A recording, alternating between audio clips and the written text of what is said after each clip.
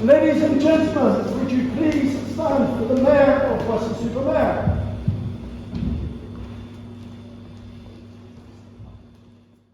I, John Crockford-Hawley, having been elected to the office of Town Mayor of Weston-super-Mare, declare that I take that office upon myself and will duly and faithfully fulfil the duties according to the best of my judgment and ability.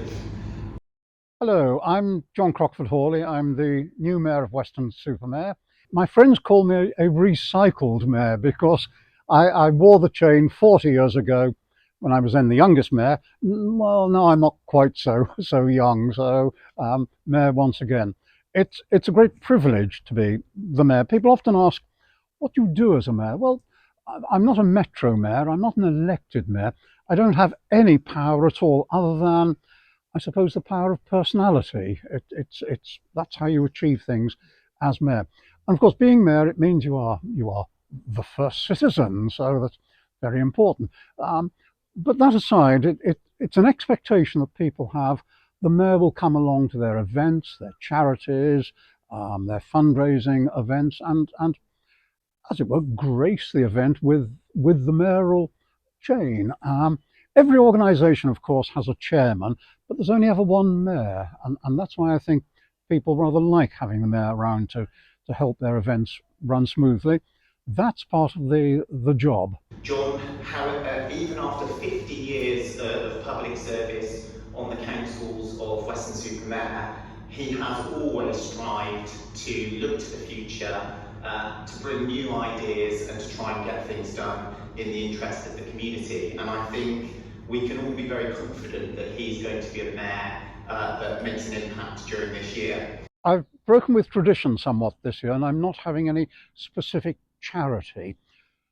Point is, I'm involved in so many organisations in Weston, I'm loath to put them into rank order. So I'm going to try to help all of the charities I'm involved in rather than choosing a particular one.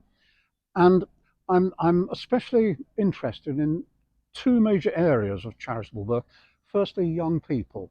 I'm president of the Scouts. I'm very supportive of the cadet services and the YMCA. Very, very important. I think children nowadays, young people nowadays, face pressures which my generation never faced.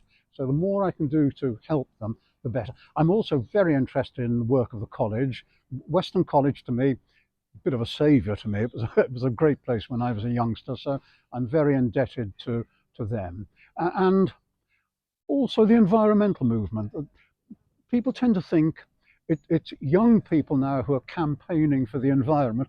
I'm sorry, young people, but people of my generation were also doing it. I became involved in my 20s and 30s with tree planting, with problems of sewerage disposal, with problems of litter, and of course with creating the Civic Society for expressing our interest in the heritage of Weston-super-Mare. So these will carry on throughout my mayoral year.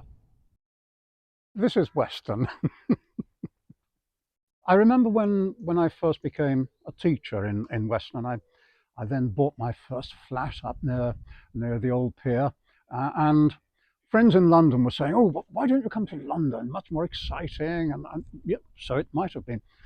But I responded by saying, well, if I want to, I can get up in the morning and walk along the beach to work. How much is that worth? And this to me sums up Weston. It's not the most historic city, it's not the most glorious town, but my gosh, the seafront and the sunsets and even the tide and the mud, it's all part of our character. And I think we need to rejoice about the place in which we live. That's part of my job to help that rejoicing. And why are we here at the bandstand in Grove Park? For a very simple reason. In 1937, the first mayor of Weston, Henry Butt, received the Charter of Incorporation in this very bandstand. So it is an historic location for the mayors to stand.